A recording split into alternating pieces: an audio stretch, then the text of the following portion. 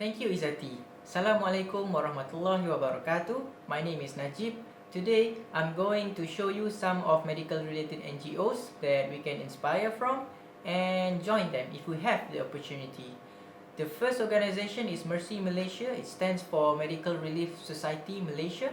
It was founded in 1999 by Tan Sri Dr. Jamilah binti Mahmud when she realized that there is no such organization that give international aid in Malaysia yet. So that marks the beginning of Mercy Malaysia's journey to give helps to people that requires assistance. And as of 2020, Mercy Malaysia had done international humanitarian aid to at least 33 countries. And one of their disaster missions is to Rohingya, where around 800,000 of Rohingya people were forced to leave their own land. They were left without shelter, food, and they requires medical assistance. They set up a camp in Bangladesh, and Mercy Malaysia built a comprehensive healthcare center there. And inside CHC, there is a pharmacy where people lined up to collect their medications after they have consulted the doctor.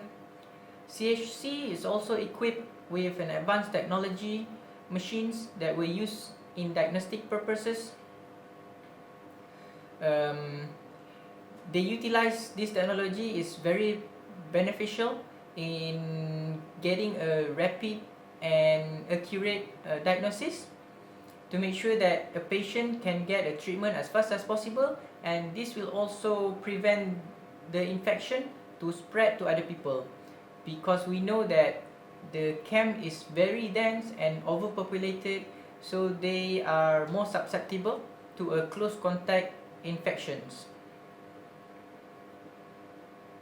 Now, the children, even during a hard time, they still know how to put up a smile, so we should learn from them.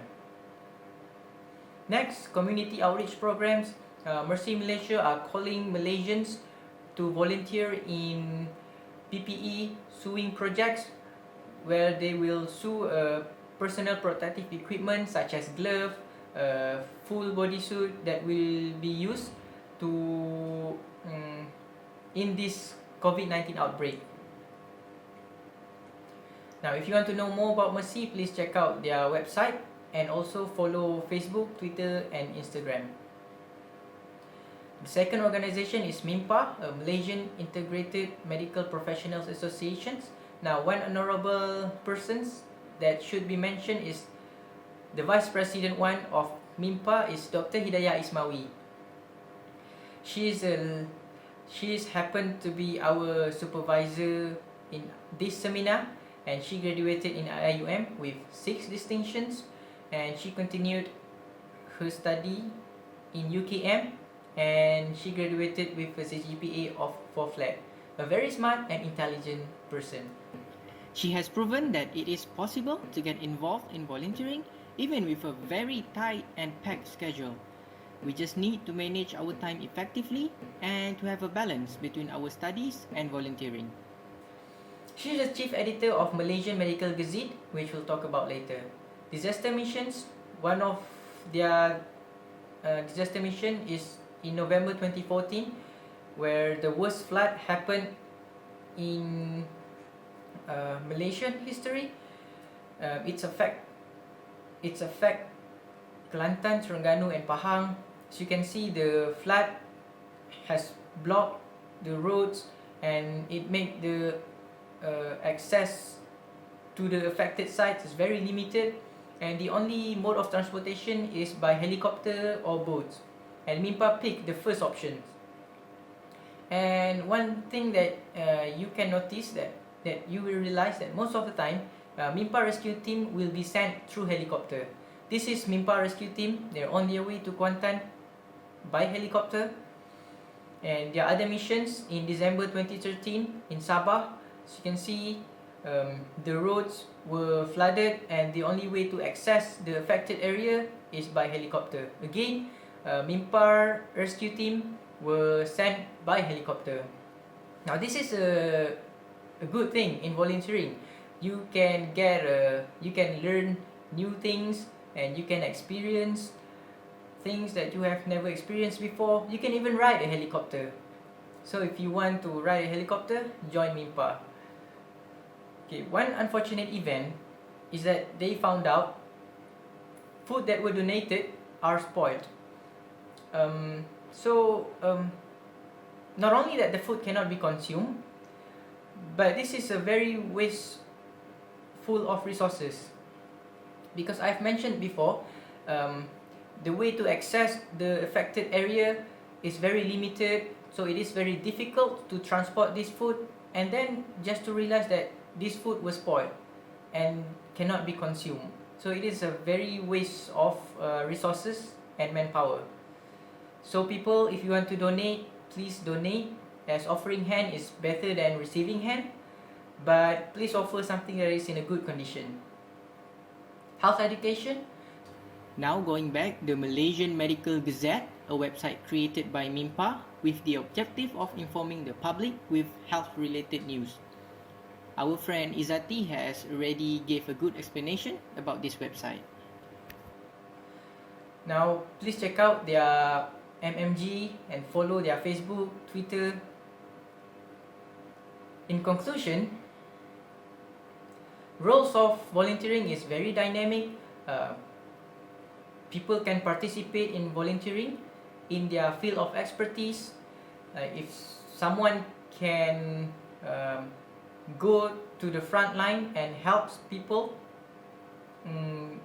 firsthand, or someone can sit at the back to control and manage the rescue team missions. Someone can help through donations, or someone can even write an article. Well, only if you are a credible person, of course. And this is the list of other NGOs that you can check out. That's all from me. Thank you. Now I would like to invite the next speaker, Ikmal. Assalamualaikum warahmatullahi wabarakatuh, and a very good morning I bid to you all. Thank you Nik Muhammad Najib for inviting me to give my speech. So, my name is Muhammad Ikmal Arif bin Ahmad Ashar, metric number 1911663. So, for my part, I will talk to you about how to start volunteering.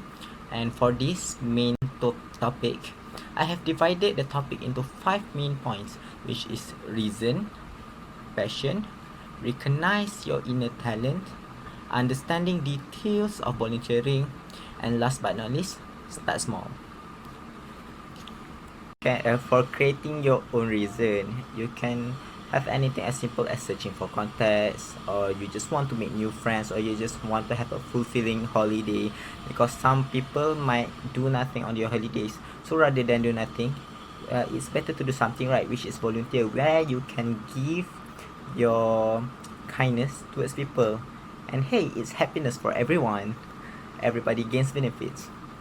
So why do you have the importance of reason is you want to keep yourself motivated, because most people tend to drop out of volunteering because they don't find a concrete enough reason. So if you find a concrete enough reason, you are good to go.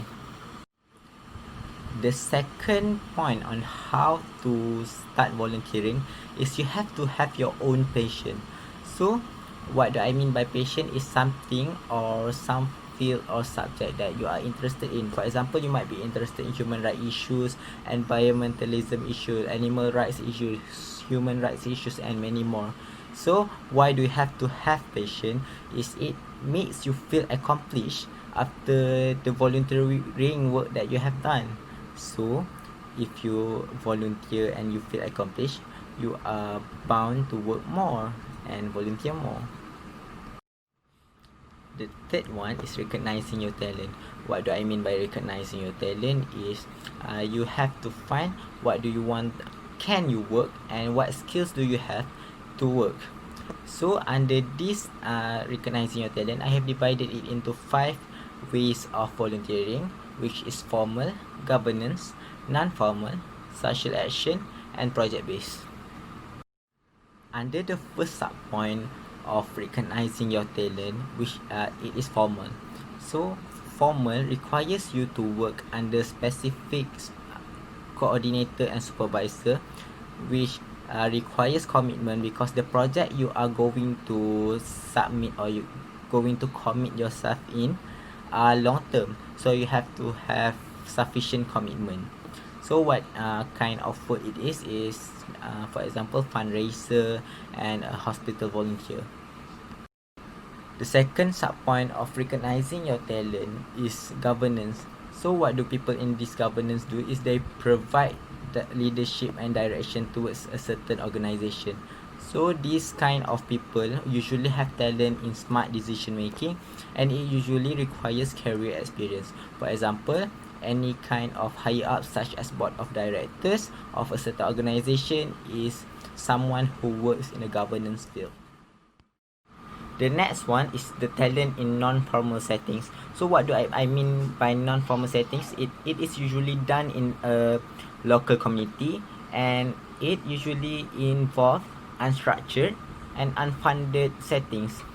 So this kind of talent is more towards a voluntary act of kindness. For example, you can be a member of the neighborhood safety patrol, which ensures the safety of your neighborhood, or you can be a voluntary instructor, which teaches people of your neighborhood for free. And why not? Which is the fourth one, is talent in the social action.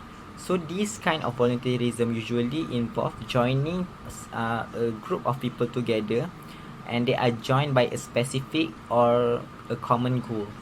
And this kind of people usually have a passion about changing something, about changing a certain subject. And these kind of people do not have a specific volunteer time. For example, you can see on Twitter or Instagram, there are some people who advocates for mental health, and there are some people which advocates for environment. The fifth point of recognizing your talent is project-based talent. So this kind of people can work under specific time frames, and they need to have a specific skills in which they can contribute to their organization.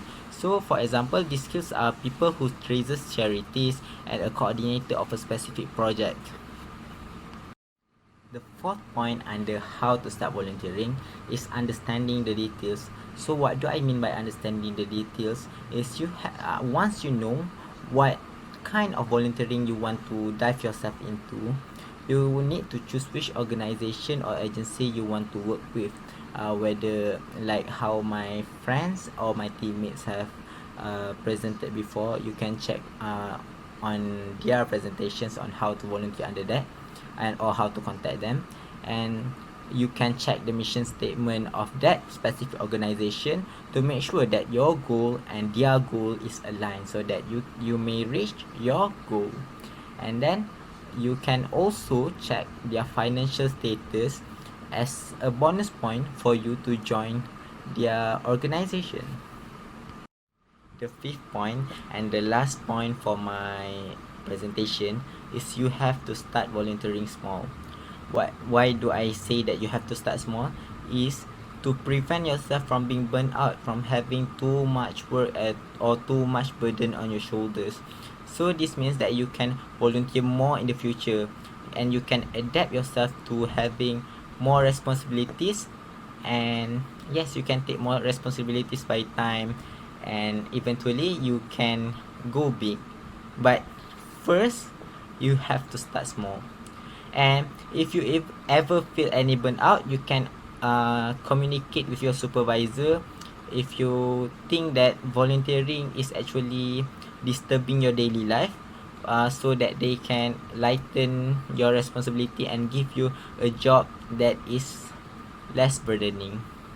And so that's all for my presentation. Thank you.